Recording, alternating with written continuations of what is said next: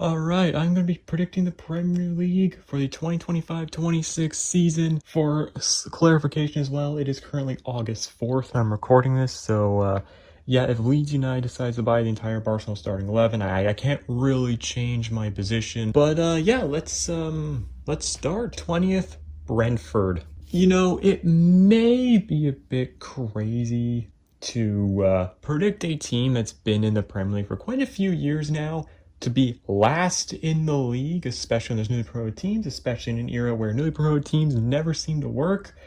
But Brentford, what the fuck has happened to Brentford? Yeah, Thomas Frank's now at Spurs. They lost Brian Mbemo to Manchester United. I mean, yeah, they did get Kelleher. Interesting how he does as a starting goaltender, as he's never really been one before.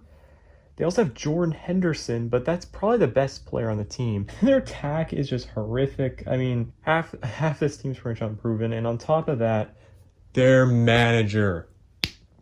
They decided to appoint Keith Andrews as manager. He is a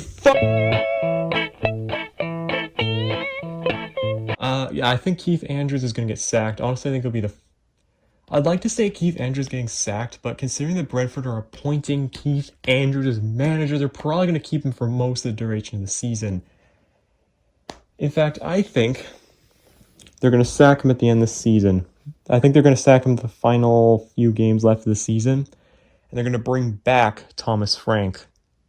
Yeah, I don't think Frank's lasting the full Spurs season. 19th, Leeds United. Yeah, I think Leeds are going down.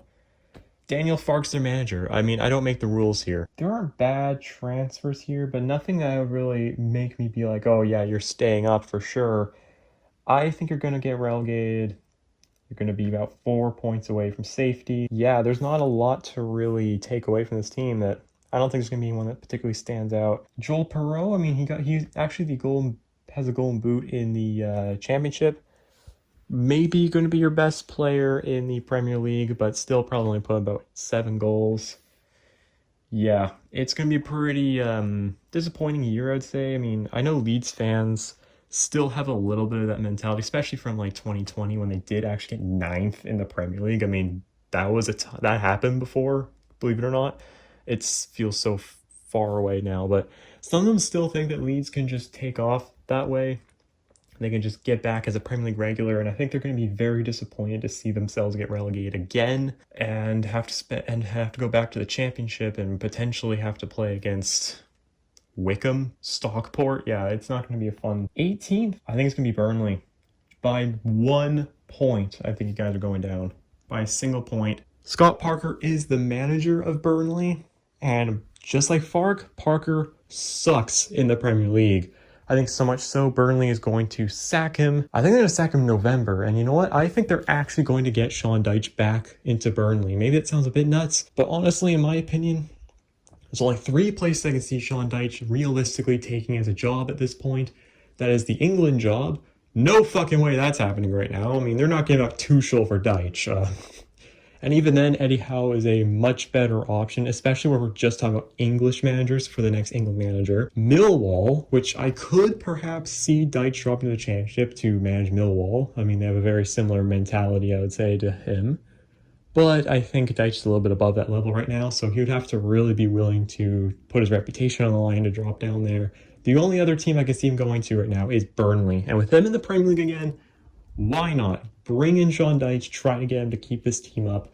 Unfortunately, I think he's just gonna fall short. I mean, there are some decent players for sure on this team. There are some big problems, like they did lose James Trafford. I think that will be a big hit. Obviously, the big signing, Kyle Walker. What did you do to sign Kyle Walker? It's so weird to see Kyle Walker at Burnley. Are you serious? The guy who was at Man City, Spurs, AC Milan, that guy?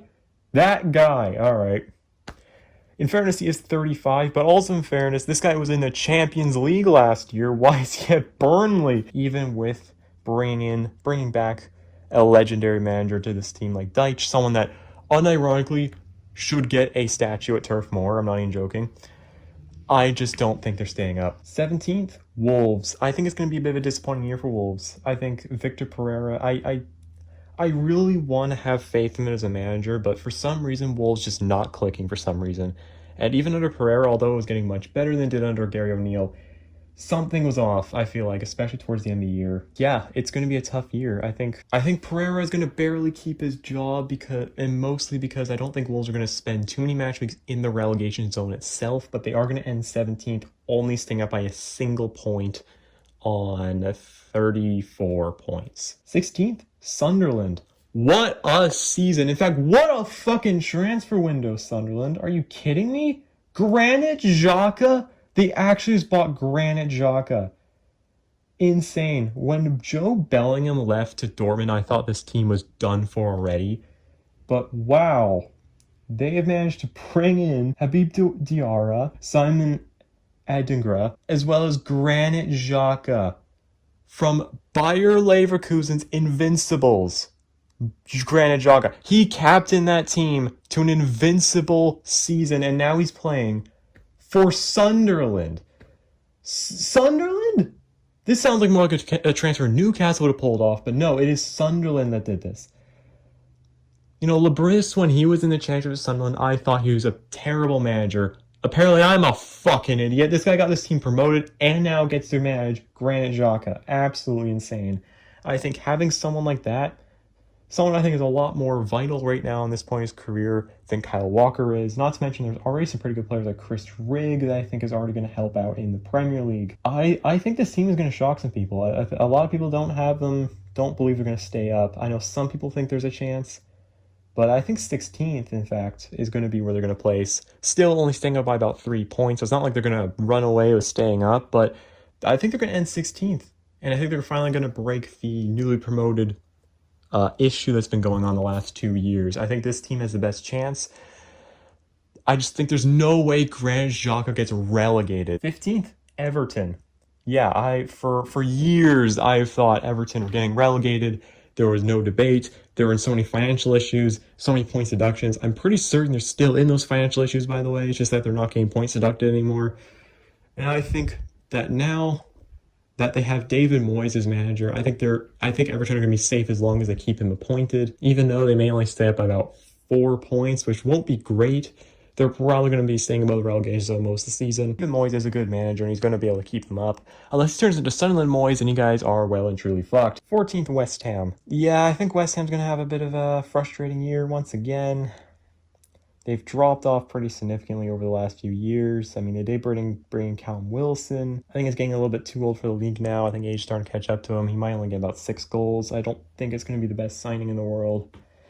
And they did lose Kudus to Spurs.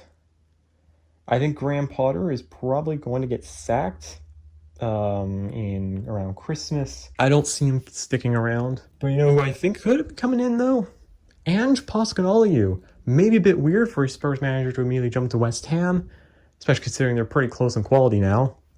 But why not, right? I mean, honestly, West Ham has done weirder. They've actually have a surprisingly good pull for a team that half the time doesn't seem to compete. 13th, Crystal Palace.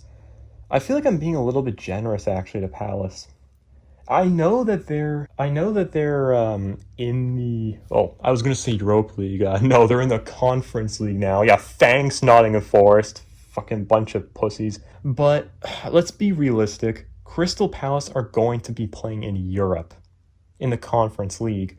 In fairness, I think Crystal Palace are going to be actually pretty decent in the Conference League. I could easily see Palace going to the quarterfinals. In fact, I'm actually going to say they're going to make the semifinals of the Conference League and only get taken down by like a team that dropped down from the Europa League.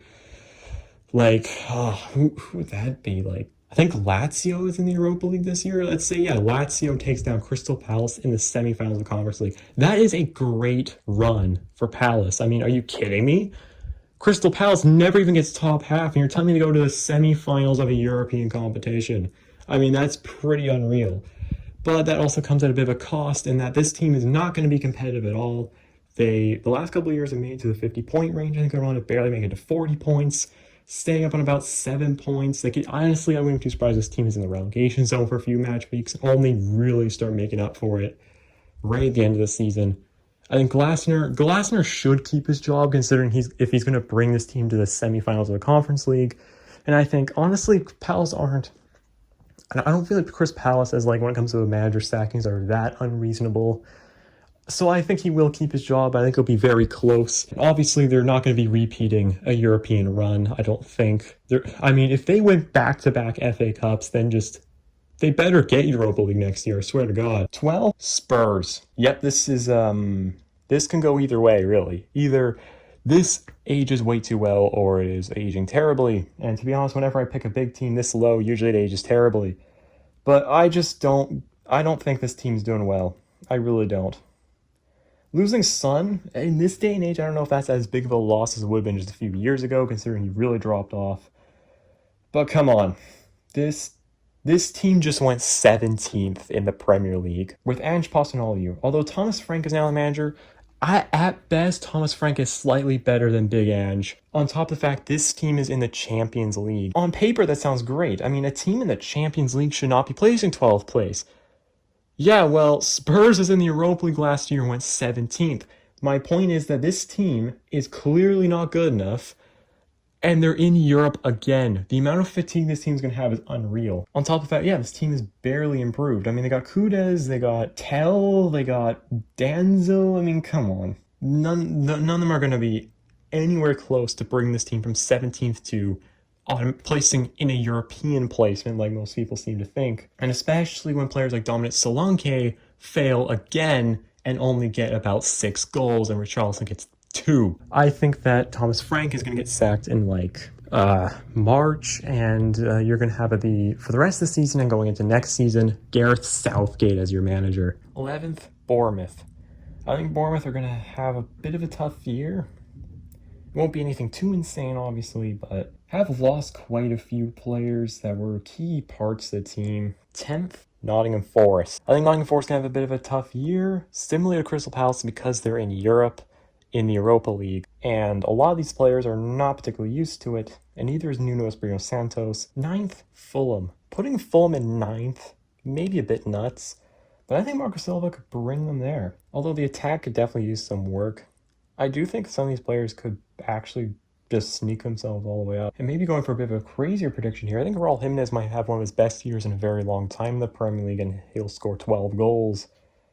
Adama Traore is not going to have it, though. He's going to have like 3. I think Harry Wilson is a very underrated player, and will probably get himself 6 goals, 8 assists. Perhaps he even scores a couple free kicks again, since apparently he's like the best super sub free kick of all time. So yeah, 8th, Brighton.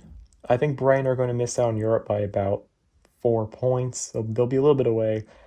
I think Fabian Hertzler is going to have a pretty good season for this team. I mean, I think Reuter is actually a pretty good player to have, and he's going to get 10 goals. 7th, Newcastle. Maybe a bit of a controversial one, but I think Newcastle are heading to the Conference League. It's just fail after fail with this team right now in the transfer window. They have been in constant fights, desperately trying to keep Alexander Isak, because if this guy leaves, who knows this team can even get Europe, honestly, as he's basically single-handedly easily their best player. On top of the fact they failed to get Etiquette, and they might not be able to get Benjamin Sesko now. It's really starting to fall apart for Newcastle, especially when Sunderland's doing better in the transfer window than them. It might be controversial, but I actually think Eddie Howe's getting sacked at the end of the season. I feel like 7th is no longer going to be good enough for Newcastle, and he's going to be gone. I think it'll be a very controversial sacking, and I think it's going to really divide Newcastle fans. And taking his place at Newcastle, I think it will be Roberto Martinez. 6th, Manchester United. I think United will, at the very least, return to the Europa League. They've managed to get Brian Mbembo as well as Mateus Cunha, potentially Benjamin Sesko. Yeah, they also got Diego Leon quite a while ago now, but yeah. There is still some problems with this team. I think easily the biggest has to be goaltending. Andre Onana is clearly not the best goaltender. Badner is actually been given the number 1. However, he's definitely not starting material either. So it's a little, I'm not sure if they're going to do like rotational roles with them. Badner's had a couple good games, but also a couple of really bad games. So I think it's definitely a huge risk to make him the starter. Obviously, Tom Heaton, there's no shot he is. There were rumors that maybe at one point Gianluigi Donnarumma is going to join this team, but I think those are kind of bullshit. There are some good players, and Ruben Amorim is definitely a really good manager that has a very good system and an effective one that worked at Braga and Sporting. And it seems like, at least, although preseason doesn't mean a whole lot, it seems like it's actually starting to work so far in preseason. And I think that could definitely help them. On top of the fact that they're not going to be in Europe this year, I think gives Manchester United a huge advantage to actually place decently high. But of course, there are still some pretty big holes in this team. So I feel like, yeah, it would be hard for them to get really anywhere higher than they are right now. And I think they're going to miss out on Champions League by 3 points. Fifth, Aston Villa. Unai Emery genuinely might be one of the best managers in the Premier League right now. I think that's pretty obvious. Emiliano Martinez looks like he will be staying and not going to Manchester United or Saudi Arabia at this point. And with that, I think, yeah, this team's going to be in Champions League for sure. Ollie Watkins probably putting in 20 goals this season. I wouldn't be shocked. Fourth, Chelsea. I was tempted to put Chelsea in fifth instead of fourth, but I will say things seem to be working with Chelsea a lot more than I thought it would. It was just last year I thought they were going to go 13th in the Premier League. That's not a joke. I still do think this team is getting a little bit overhyped. And they managed to bring in João Pedro, who actually looks like he could be a pretty good signing. And I think he actually probably will be. I could honestly see him getting like 15 goals. I wouldn't say it's too bad. Maybe a bit of a hot take, but I think Cole Palmer might actually be pretty underwhelming this year. Last year he went on a pretty big goal contribution-less streak. He went was it like 14 games at a single goal contribution? I think it takes just the wrong headspace for that guy, and he is basically useless on the field. And I think he's going to probably get this year like 7 goals, 6 assists throughout the Premier League. I mean, not like horrible, but in comparison to what he's been getting in recent years, this will be a huge step back. Third, Arsenal. They're going to miss out on title by 7 points. I think not only going to bottle the league title, but they're bottling second this year. I think Mikel Arteta's process is falling apart for sure. I think fans have been getting frustrated the fact this guy's won nothing for Arsenal. He's been managing this team for this is his 6th year now, and he's still won nothing. And I think it's going to frustrate the players. I think the only bright spot on this team is Victor Gyökeres. What a signing. And to think that he's actually at Arsenal here. I think Gyökeres is going to be a super important player to Arsenal, even competing for the title at all. I think most of these players are probably going to be underwhelming this year. Odegaard is seeing some drop-offs. I think that's going to continue, and I don't think really anyone's going to take his place, although Miles Lewis-Skelly will probably do pretty well, as well as Declan Rice. They won't be able to fully replace Odegaard. I think after this season, many people are probably even going to call for Mikel Arteta to be sacked, legitimately, but I don't think it's going to happen. Second, Liverpool. I think it's just too perfect for Liverpool to go back-to-back. I think they're missing out on the title by 2 points, getting a total of 86. Why not? Maybe I'm being a little bit harsh on Arne Slot, but the same being a little bit harsh for a team going second in the Premier League, that's kind of crazy to say in the first place. Firstly, Trent Alexander-Arnold's gone. I do think that is a bit of a loss. In fairness, they definitely made up for it by getting Jeremy Frimpong, so maybe they've balanced that out. I'm not so sure about Hugo Nketiah. I think he's actually going to flop. He's going to get, I think, 3 goals. He's especially going to only get 3 goals if Isak also gets bought. That's another thing. These players are being bought for insane amounts. I mean, Florian Wirtz is definitely a good player, but come on. I mean, that's just a Manchester United transfer fee right there. 140 million. As much as Salah's really defied the odds, I do think eventually he's going to start to slow down. I don't think it's going to be a big slowdown either, but I think it's going to start getting noticeable soon, as well as Van Dijk. Although I don't think they're going to be just unusable or anything. I do think you're going to notice a drop off between them. Liverpool got on such a big high last year. I think a way bigger high than anyone could have expected. Even the entire team and Arne Slot, I don't think could have expected this successful of a season before. I think it's going to be way too difficult to replicate that. And especially with Pep Guardiola probably desperate to get back on top, I think it's not going to be possible for them to do it again. And first place, Manchester City. Pep Guardiola failed so badly for the title last year. He is mad. When Pep is mad, we all suffer. We're gonna see Man City win 16 games in a row. We're all gonna have a hissy fit and start pissing and shitting. It's gonna be terrible. Yeah, I wouldn't be surprised if he baits everyone again as well.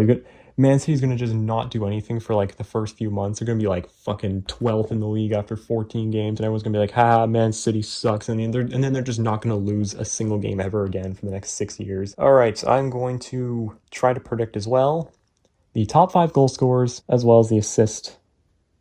So, I guess I'll try to do this. So, top goal scorer, I think it's going to be close, but I think Erling Haaland is going to take it back. I don't feel super confident in that, considering last year he had a huge drop-off, but if Man City are really going to jump back to how I think they are, then Haaland is probably going to win the Golden Boot. I think he's going to get 29 goals. I don't think he's going to get another 30 this season, maybe not, but 29, Erling Haaland. Second, I think Alexander Isak is actually going to go second with 26 goals. If he joins Liverpool, it could be even more clear that he's going to do way better, but I think even at Newcastle, he could probably do it despite the replacement. Third, I think Victor Gyökeres with 25. I think he is a great player. I don't think he's going to be getting the Golden Boot, though. Fourth is Mohamed Salah. I think he's going to be getting 23 goals. And then fifth place, I think will be, why not just say Ollie Watkins, like I said earlier? I said he's going to get 20 goals. That's going to be fifth place. Assists. I actually think Salah might get first. Assists are so hard to predict, like way harder than goals. Like, it's never clear who's a big assister unless it's Kevin De Bruyne. So, yeah, I think Salah with 14 assists will go first. I think Bruno Fernandes is going to go second with 13. Kayo Saka with 12. And I think fourth and fifth are going to have the same amount at 9 assists. Rodri, he will be back from injury, so why not? Why not say Pedro Neto? Why not? All right, I'm going to do a few others now. I'm going to do Manager of the Season, Player of the Season. So, like, Manager of the Season is going to be Pep Guardiola. I think runner-up, I mean, why not Ruben Amorim, considering you're going to really shoot this Manchester United from 15th to 6th? I mean, why not go with Sunderland's manager, Regis Lebris, Player of the Season? Anyone's eligible for this award. I think Erling Haaland's just going to take it regardless, though. I think Mohamed Salah, why not have him second? David Raya third, Bruno Fernandes in fourth, and then fifth place, Victor Gyökeres. I feel like I wouldn't really need to mention Goalkeeper of the Year. It's going to be David Raya, just from how did it. But yeah, I'll say Alisson second, third would be Emeni Martinez. Don't really want to throw him too far away. But yeah, anyways, that is all my predictions I have. For watching this in May, once the season's over, hopefully I didn't make too much of an ass of myself, but I probably did. But thanks for watching. Like the video if you enjoyed, subscribe to notifications if you want to see more videos like this, and I'll see you guys in the next video. Bye.